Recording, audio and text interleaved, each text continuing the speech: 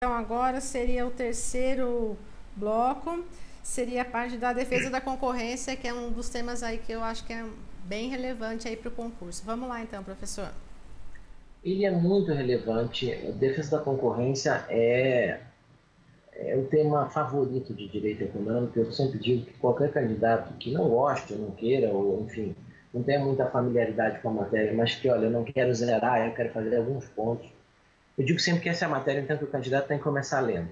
Né? Depois que ele entender um pouquinho do artigo 170, é a matéria que ele tem que ler, porque um dos temas favoritos do CESP. Ele cai 9 em cada 10 provas de direito econômico praticadas, aplicadas pelo CESP, cai defesa da concorrência. Bom, para isso, eu até queria lembrar também que lá no meu site, na área do aluno do meu site, eu gravei um vídeo, tá até na frente do CAD, inclusive, um vídeo de mais ou menos 8 minutos, com todos esses aspectos aqui relacionados aos principais aspectos relacionados à defesa da concorrência. Então, depois, se o candidato quiser dar uma olhadinha, está lá no meu site, fabianojantalha.com.br, e aí você entra lá na área do aluno que você vai assistir, tem a parte de vídeos lá.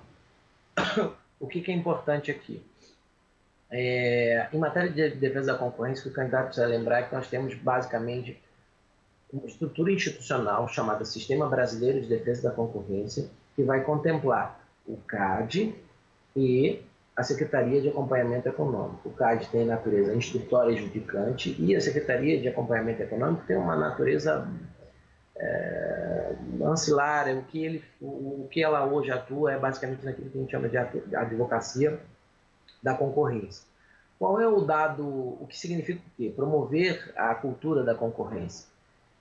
O que é importante que a gente saber aqui? Primeiro que a coletividade é titular dos bens jurídicos aqui protegidos, né, por essa lei, então tudo vai, por isso que eu digo que é a defesa da concorrência e não do concorrente, né, por isso que uma vez apresentada uma denúncia, ela não é indisponível, ou melhor, ela não é disponível, o que significa dizer que uma denúncia apresentada só será arquivada se o CAD entender que ela deve ser arquivada, não pode ser, olha, eu denunciei, mas agora eu estou desistindo, né? Mas o que é importante a gente saber aqui?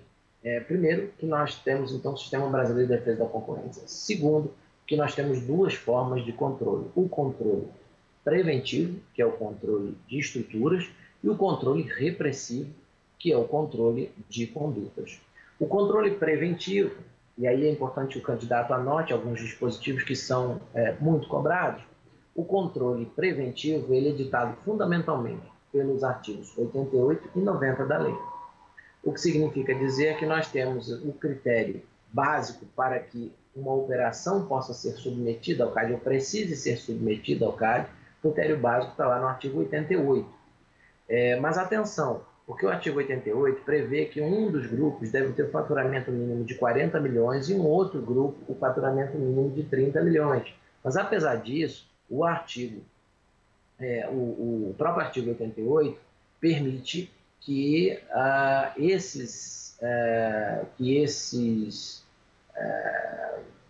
estabelece que esses valores podem ser reajustados. Então, houve uma portaria de 2012, uma portaria interministerial, Fazenda e Justiça, que elevaram esses valores para 750 e 75 milhões. Né? E esse é um dado importante que eu ainda não vi cair em prova e que pode mexer com o candidato. O candidato vai olhar, é 430, está na lei. Só que há uma portaria que aumentou esses valores, a portaria foi editada com base no próprio 88. Hoje, o critério, então, gente, é só faturamento bruto anual ou volume de negócio no país. Então, esse é um dado importante, porque antigamente a gente tinha um critério de participação. Com a Lei 2.529, isso não existe mais. Um dado importante é que esses negócios, segundo o artigo 88, parágrafo 3º, só podem se realizar, só podem se consumar após a aprovação do CAD. O que significa dizer, na verdade, que a análise então passou a ser prévia, e esse é um dado importante. E depois, rapidamente, vou mencionar para vocês alguns aspectos que dizem respeito às principais inovações, que eu acho que são os pontos que serão objeto de maior reflexão por parte da banca. Bom, então, para fechar esse ciclo do controle preventivo, do controle de estruturas, é importante dizer que ele está baseado no conceito de ato de concentração. E a Lei 2.529, pela primeira vez, estabeleceu no artigo 90 o conceito de ato de concentração. Na verdade, o que vai importar é que nós temos atos de natureza societária ou empresarial realizados entre empresas concorrentes. Muita gente acha, Tânia, que são somente os atos societários, fusões, incorporações ou coisas do tipo. Mas, por exemplo, se duas grandes empresas operam num setor, só duas grandes empresas operam no setor, né, ou três que seja, e uma vende, por exemplo, uma concorrente, né, vende uma planta industrial para outra, essa operação também precisará ser submetida ao CAD. Então, mesmo contratos mais simples, como contrato de consórcio, joint venture, contrato associativo, ou coisa do tipo, também precisam passar pelo CAD. Então, muita atenção para esses aspectos. Qual o resultado desse controle? Ou pode haver a aprovação, ou pode haver a reprovação, ou pode haver a aprovação condicional. Chamo a atenção aqui, então, para os artigos, o artigo 88, parágrafos 5º e 6º, que estabelecem uma certa permissividade. E aí o SESP vai explorar esses artigos e vai dizer que o CAD pode aprovar operações mesmo que elas gerem concentração ou dominação de mercado. A resposta é verdadeira. Por quê? Em certos casos e condições ali previstas no artigo 88, parágrafos 5º e 6º, o CAD pode sim aprovar essas operações, certo? É claro que isso precisa ser feito com moderação. O segundo tipo de controle é o controle repressivo ou controle de conduta. E aqui é importante que o candidato observe alguns artigos. O artigo 31, o artigo 32, o artigo 34, o 35 e o 36. Esses são os principais que o candidato precisa ver. Não são artigos muito grandes. O que é importante a gente saber daqui? Que quaisquer agentes econômicos estão sujeitos a esse controle, independentemente de terem personalidade jurídica ou não, independentemente de serem públicos ou privados.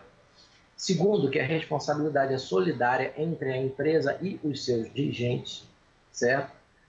Terceiro, que a desconsideração da personalidade jurídica aqui não requer grandes formalidades, ela é algo bastante simples, basta que tenha a potencialidade de trazer algum tipo de prejuízo à coletividade que possa ter trazido aquela velha coisa, se você tiver se escondido por trás do véu da pessoa jurídica para praticar atos ilícitos.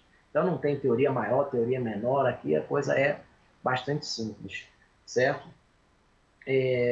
O 35 fala na independência de instâncias, o que significa dizer que a punição por infração à ordem econômica não vai excluir a punição em outras esferas, como a criminal, por exemplo, ou, numa hipótese remota, uma punição estabelecida por um órgão setorial, certo? Então, se determinada conduta é infração, por exemplo, às resoluções da Anatel, e ao mesmo tempo é uma infração à ordem econômica, ela será punida nas duas instâncias, a lei é expressa nesse sentido. Todo esse controle de conduta está baseado no conceito de infração à ordem econômica. E o que é importante que a gente saiba aqui é que nós estamos falando de um ilícito administrativo. Boa parte das condutas aqui é também um ilícito penal, mas é uma questão de coincidência, né, de política criminal, como nós costumamos dizer. Mas ela tem natureza de ilícito administrativo. O que é importante a gente saber aqui é que o artigo 36, que vai estabelecer isso, ele estabelece um rol exemplificativo e qualifica a infração à ordem econômica no caput, né? E no parágrafo 3º ele vai classificar a infração à ordem econômica pelo resultado ou pela conduta. Então o caput vai dizer que constitui infração à ordem econômica qualquer conduta que produza ou possa vir a produzir. Então o dano precisa ser apenas potencial. Qualquer daqueles resultados, como dominação de mercado, falsear concorrência ou coisa do tipo. E o parágrafo 3º vai estabelecer um rol de condutas que o legislador considera tão graves que ele resolveu enumerar. Mas se qualquer conduta outra for praticada e ela, a despeito de não estar prevista no 36, parágrafo 3º, puder produzir qualquer dos resultados do artigo 36 caput, né, essa conduta poderá ser considerada como infração à ordem econômica. Por isso é que nós dizemos aqui, e essa é uma expressão importante que o SESP gosta de explorar, que, de um lado, não há ilícito de per se, né? Ou seja, não é ilícito caracterizado por si só, pelo só fato de ter sido praticada aquela conduta, e mais ainda, vigora entre nós o que a gente chama de princípio da tipicidade aberta, ou seja, nós não temos a tipicidade fechada como temos no direito penal, como temos no direito tributário, com alguma forçação conceitual podemos considerar dessa forma. Uma vez considerado, então, que há essa infração à ordem econômica, há possíveis penalidades no artigo 37. Chamo a atenção apenas para o fato de que há basicamente duas classes de penalidades: as multas simples, né? Para as empresas, de uma forma geral, ela é fixada no valor do faturamento bruto da empresa, naquele ramo de atividade empresarial, mas essa multa, em qualquer dos casos, nunca pode ser inferior à vantagem oferida, segundo diz a lei. E, de outra forma, as demais pessoas físicas e jurídicas que não tenham um faturamento propriamente dito, porque não são sociedades, como é o caso de sindicatos, associações, etc., a lei vai estabelecer um patamar fixo, né, entre 50 mil e 2 bilhões, está previsto na lei, 2 bi mesmo, certo? Que mais que a gente tem para falar? Sim, eu acho que a parte importante aqui, o que o candidato precisa sempre checar é o que mudou em relação, né, da lei antiga para a lei nova. E isso, ao longo do tempo, eu já fui pontuando aqui. Basicamente, a gente teve a instituição de um Sistema Brasileiro de Defesa da Concorrência, em que o CAD assumiu as funções da Secretaria de Direito Econômico. O CAD passou, então, a ter por deles instrutórios e judicantes. Antes ele só tinha poder judicante. E, fundamentalmente, a notificação passou a ser prévia. Essas são as duas grandes inovações que a gente vai encontrar aqui em matéria de defesa da concorrência. Viu, Tânia? É isso aí. Só tá que nem o Fabiano que está perguntando só se o GAT de 1947, se ele foi incorporado ao GAT de 1994. Ótimo. Bom, vamos esclarecer então um ponto. Não há GAT de 1994. O que há, na verdade, é o seguinte: antes, tudo o que dizia respeito a comércio internacional era disciplinado por meio de um grande acordo, que era o GATT. Esse acordo foi construído ao longo de negociações essas que se davam em rodadas. Algumas rodadas duraram 4 anos, 5 anos, né? Como o caso da rodada do Uruguai, que durou acho que quase isso.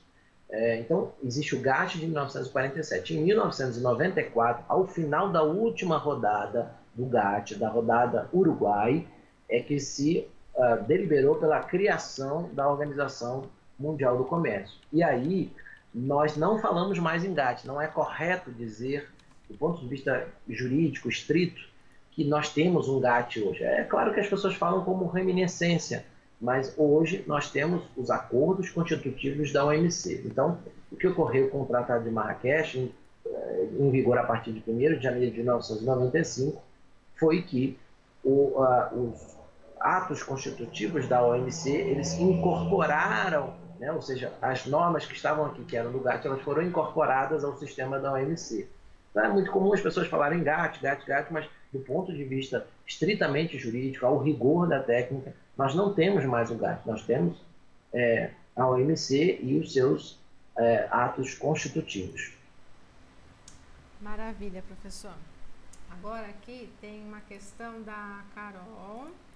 Ela está perguntando sobre a regra da razão. Ela já estava na antiga lei antitrust ou ela é novidade? Não, a regra da razão, ela não estava nem na antiga nem na nova. Não está na nova. A regra da razão, ela é uma construção doutrinária e, por assim dizer, jurisprudencial. Jurisprudencial do ponto de vista administrativo, né? Ou seja, do ponto de vista de reiteradas decisões do órgão de defesa da concorrência, na verdade, do ente, né, que é o CAD. Essa é uma construção do direito americano. E aí é importante que a gente distinga a regra da razão da regra de per se, como a gente gosta de dizer. E deixar claro que essa diferença entre elas não é muito cobrada, porque mesmo na seara profissional há algum dissenso sobre isso. Na verdade, nós estamos falando em aplicação de uma regra praticamente a mesma em momentos distintos. O que vai nos dizer a regra de per se? Que não existe infração por si só, ou seja, aquilo que a gente no direito penal diria que é o crime de mera conduta, né? Então, todas as condutas que estão previstas na lei, elas são indiciárias, elas constituem indícios de infração à ordem econômica, mas delas precisa decorrer algum prejuízo potencial para a coletividade. Então, por isso que a gente diz a regra de per se. Na verdade, é a regra de que não há infração de per se, certo? É preciso haver um dano, ainda que potencial, a decorrente daquela conduta. A regra da razão, ela é uma espécie de uma excludente de ilicitude, o que significa dizer que, se eu comprovar, vamos dizer, por exemplo, um sujeito ele pratica infração à ordem econômica, ele pratica lá venda casada, mas se ele praticou a venda casada, num exemplo hipotético,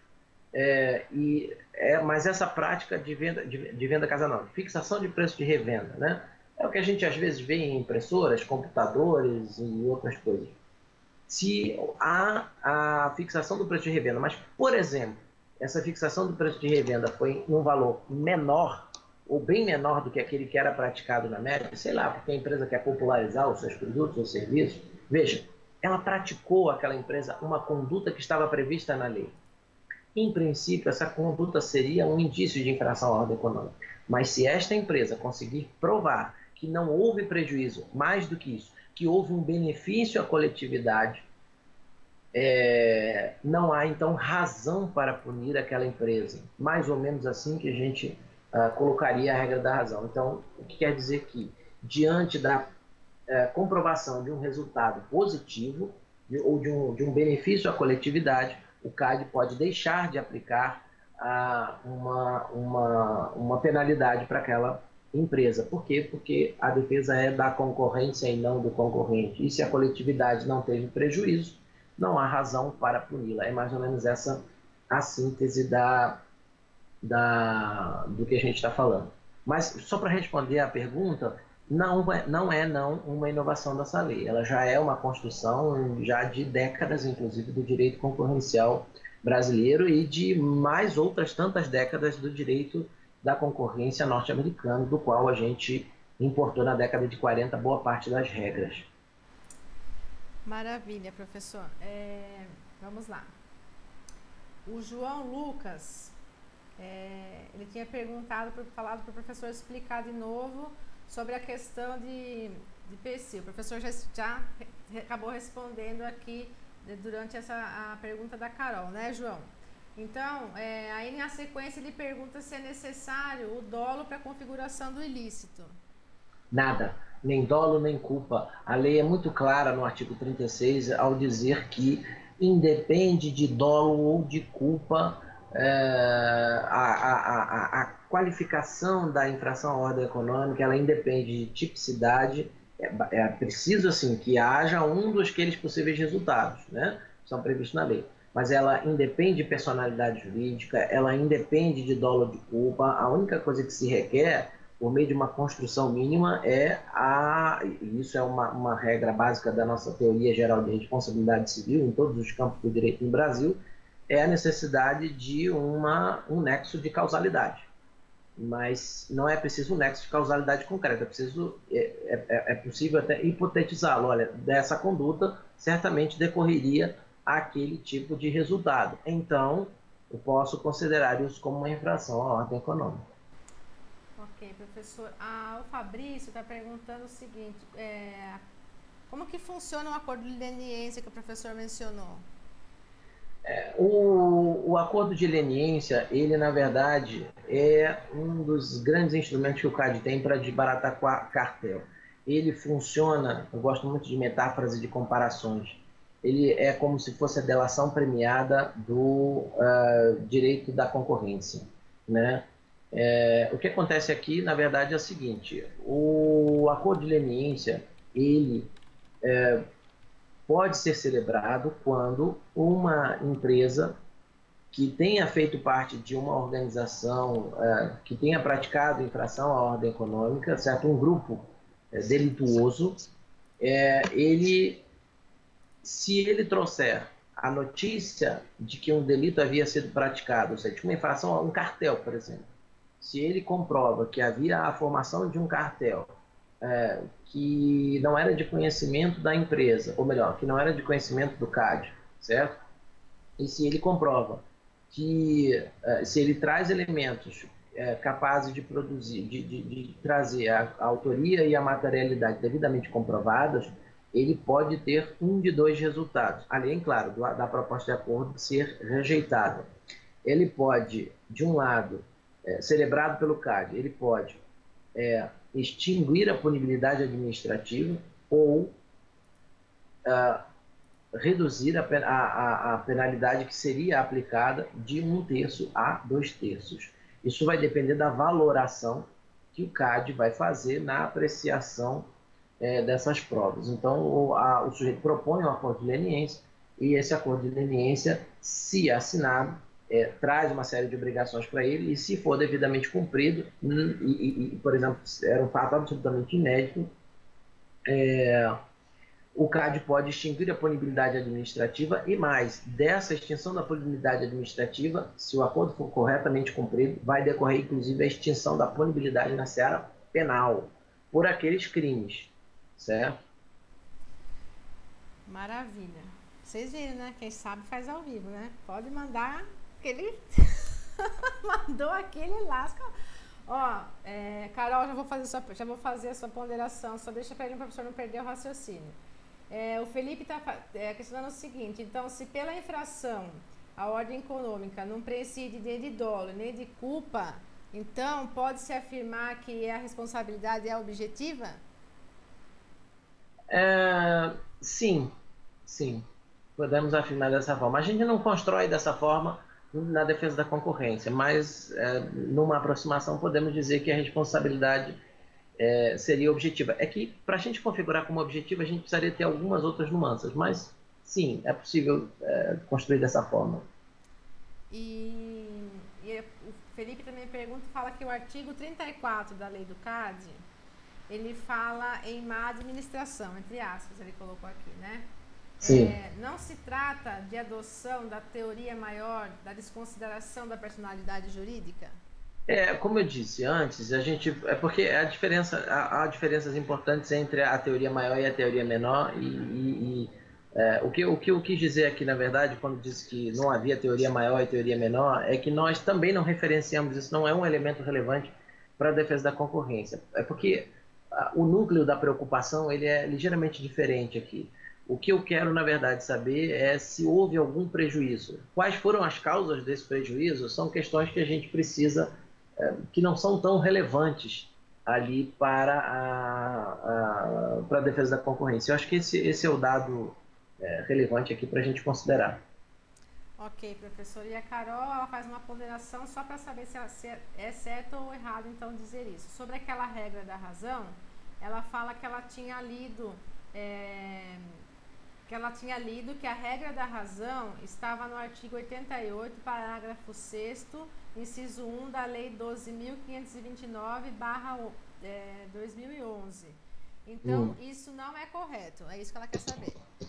Deixa eu ver aqui, deixa eu só puxar aqui a Lei 12.529, que aí eu já... artigo 88, parágrafo 5º. Compromissalização, artigo 88. 88 qual?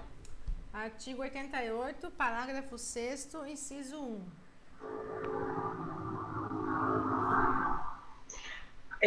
Esse é um ponto.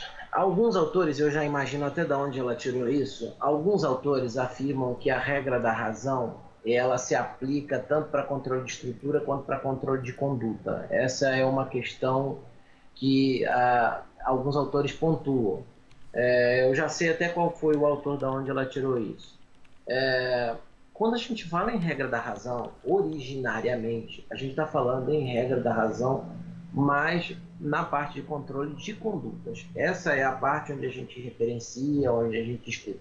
A questão é que a mesma a mesma ratio que orienta essa regra da razão é aplicada para controle de condutas.